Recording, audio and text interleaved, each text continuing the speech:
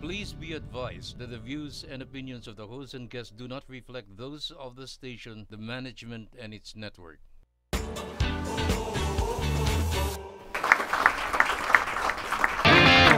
Welcome back to Millenial TV. Kagaya nga ng sinabi ni Sarah bago tayo mag-commercial break, pag-uusapan naman natin kung paano nga ba malalaman kung isang groomer ang isang tao or kung ano yung mga signs nito.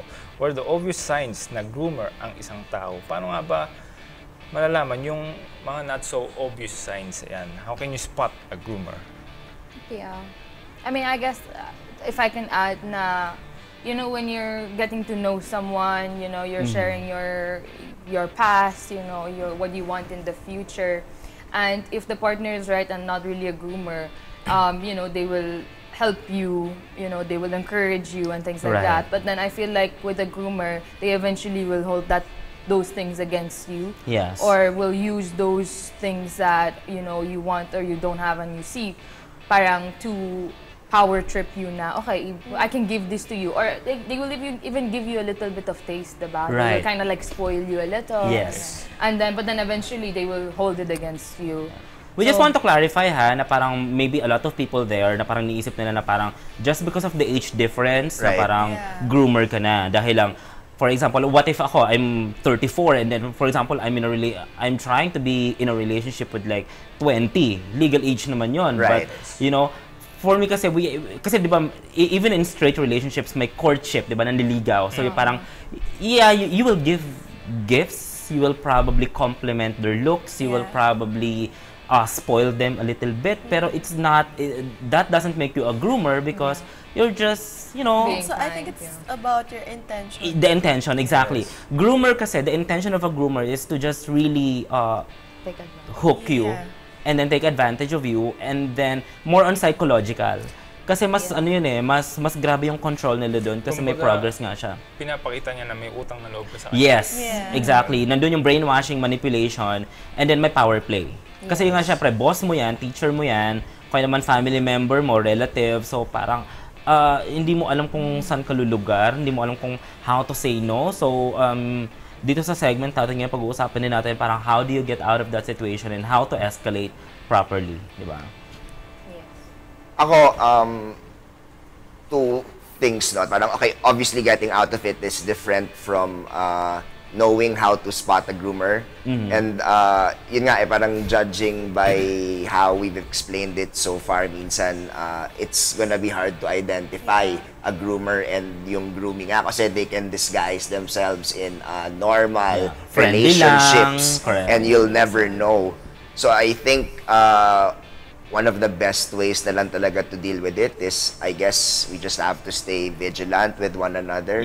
Like, kunyari, for example, we're friends, diba? And diba, parang even if we're not the closest of best friends, no? Pero parang I think it'll always help if to ask each other na, oh, how's your relationship with your mom, dad, boyfriend, girlfriend, so on and so forth. And then, kasi minsan, you'd be surprised just randomly asking a person like that.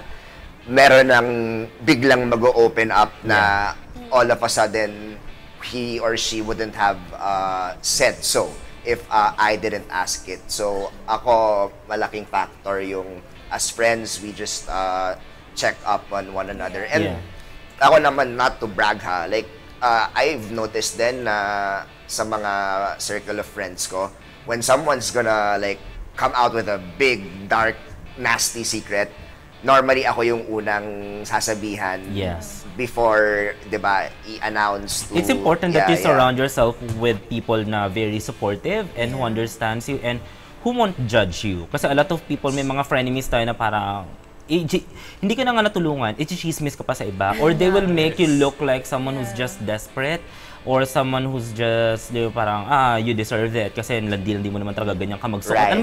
The victim blaming, doon ka talaga mababad trip sa mga ganong klase ng thinking. You know what? I think it's 2022. It's about time na i-abandon na natin yung mga ganong mindset na very boomer, very victim blame natin. That's why a lot of people are afraid to speak up. Which is, I think, that's the most important thing that you have to do. If you're in that situation, na feeling mo you're being taken advantage of or feeling mo it's uncomfortable na yung pinapakita sa'yo ng tao, just call it out. Like, I mean, what we're doing, hindi to ginagawa ng boss and employee or hindi to ginagawa ng teacher and student. Like, parang, why are you like... normal. Ano ba yun, di ba? Like, parang, especially if you're not even interested. Kasi consent is very important. Yes. Like, for example, if you're gonna be touching someone or kahit nga akbay-akbay, you have to ask permission. So, I mean, you have to call it out at the onset of something advances na ginagawa sa'yo. Call it out. Regardless kung ano man yung feeling mong, kasi a lot of people, they think, madali lang yan sa inyo dahil mga extrovert kayo. No. I mean, at the end of the day, you have to be your own best friend.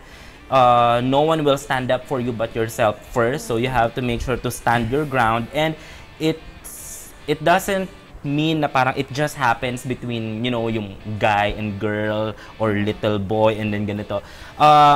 It happens in gay setup, lesbian setup, so everyone can be a victim. So, yun lang. I guess what's important here is that we make it a comfortable topic to discuss, Correct. you know, and like he just said, you can always be the first one to share your trauma or Yes. share your situation, what you're in. There's And it no will shame about sharing about it. And be the bigger person to not be judgmental and don't bring that to other people who are going to use it against that person. So you can be caring in that way, diba? You can have them open up, you can make them feel comfortable, and you can be there for them along the way para hindi sila mahirapan. Kasi it's very hard to stand up for them, for yourself when you're in situations like that.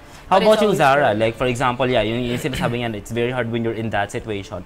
What if someone confesses to you? Parang how, like, if I'm a friend na may nagsabi sa akin, oh, you know what, I'm being abused by this person or something. We don't know how to handle that kasi feeling natin that's too personal, that's too serious. Some people, they don't want to get involved. You just have to Yeah, listen how would you sometimes. handle that kind of Actually, confessions? well, if friend ko yun, I think I would step in. Yeah. I think it's the best thing to do, lalo na when you know na she can't do it Yeah. by herself. Right. I think it's important to step in na, not being pakialamera or something, Yeah. but you know, Support. just to help her and support Exactly. her. Kasi mostly, yung mga victims, they don't have the capability or parang since psychologically disturbed na nga sila and manipulated, they think na parang, oh, mag-retaliate lang yan sa akin. So, someone has to do it for them pa talaga. Yeah. So seeking help is definitely something Yes. that hopefully they're comfortable doing, and then us making it comfortable and not judging them and being there for them is what we can do on it. And it's good that parang yung sinabi mo nga kanina na we're making this topic lighter. We're trying to, you know, kasi, di ba, gone are the days na parang sobra siyang taboo in mainstream media. People don't even talk about it. Ginagawa siyang blind item, ginagawa siyang secret. Di ba may nabasa nga akong parang quote online na parang, you know what, in a typical household, parang some people would disown a child for being gay or lesbian, but they would protect an abuser. Yes. Which is, you know, a sad thing. Kasi parang closed doors lang to, sa family lang natin, wag na lalabas, dito lang to. So, anong nangyayari? Lalong lumalala, mas maraming na-victimize, kasi quiet lang hindi pwede pag-usapan.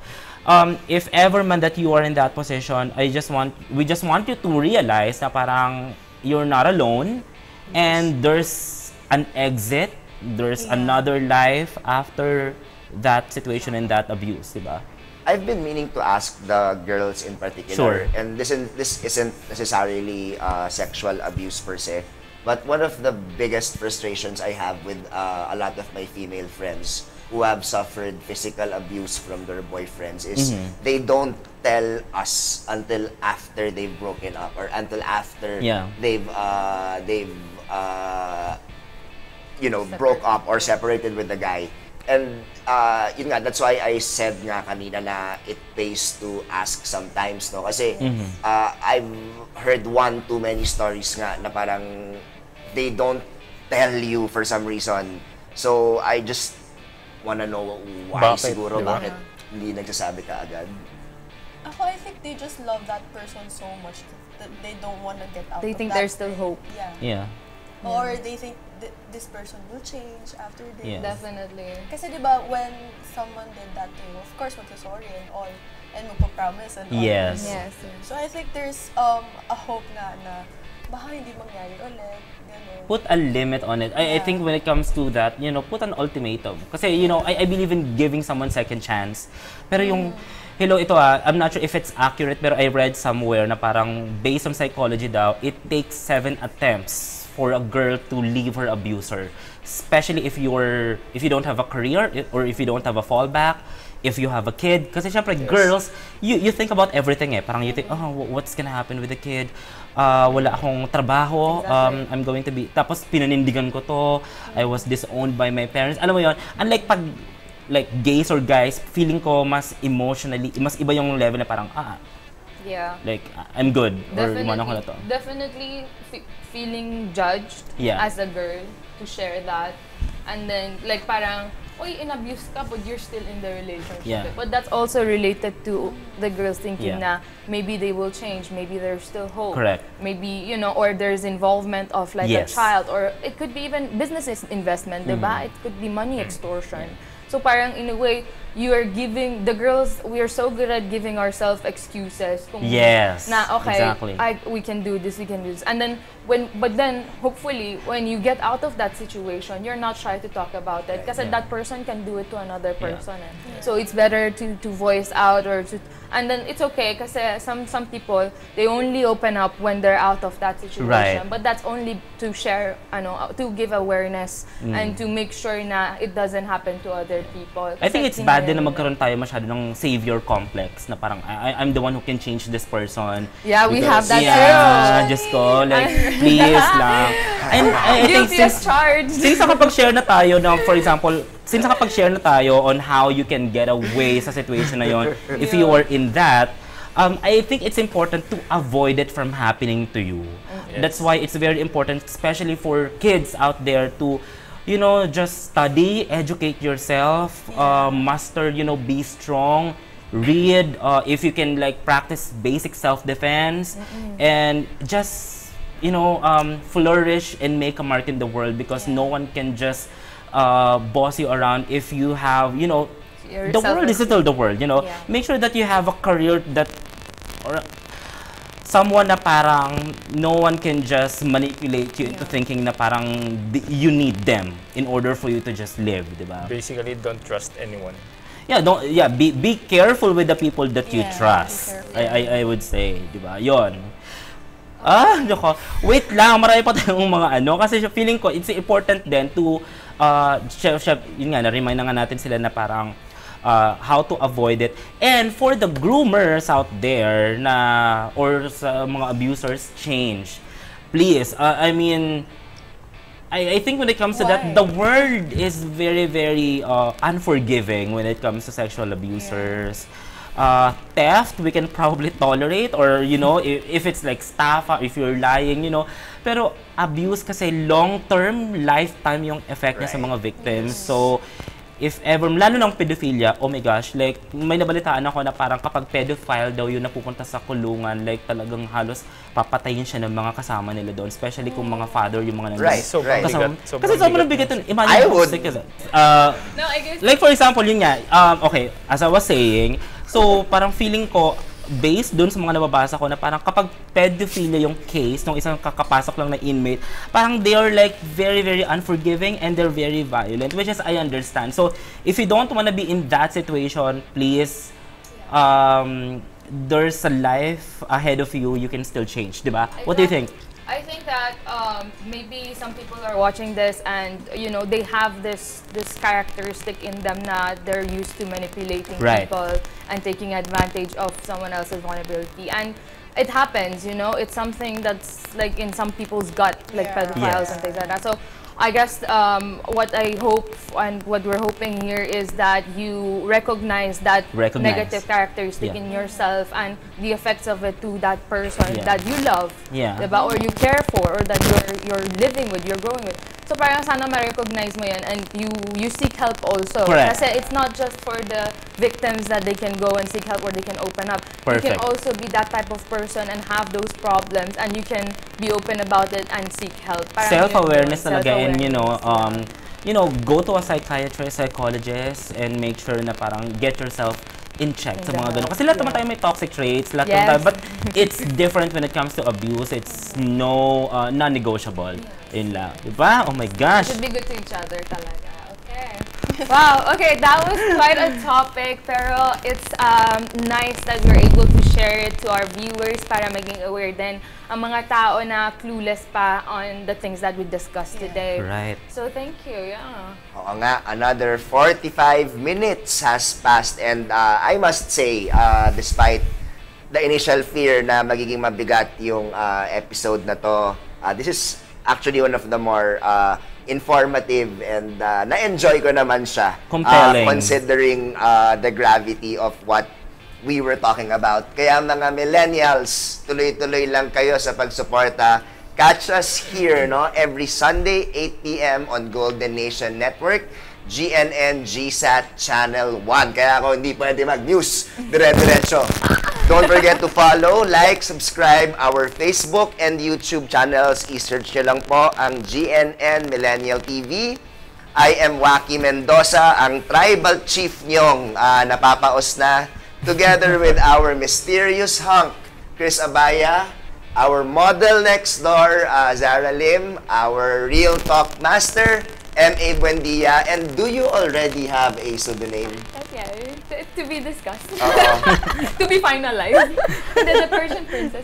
The Persian princess. I love that. I love it. So cute. Oh, Oh my okay. gosh. And she's very, very intelligent, you know. She is. Yeah, She bilis is. nga Yeah. Sana dito ka na sa amin regular. Oh, yes. Oo. Really had fun with you, Ella. Thank you so much for being here thank with you for us. having me, guys. You guys are awesome. And thank you sa mga viewers natin. Yes, that was it. So, yun. Go, Chris.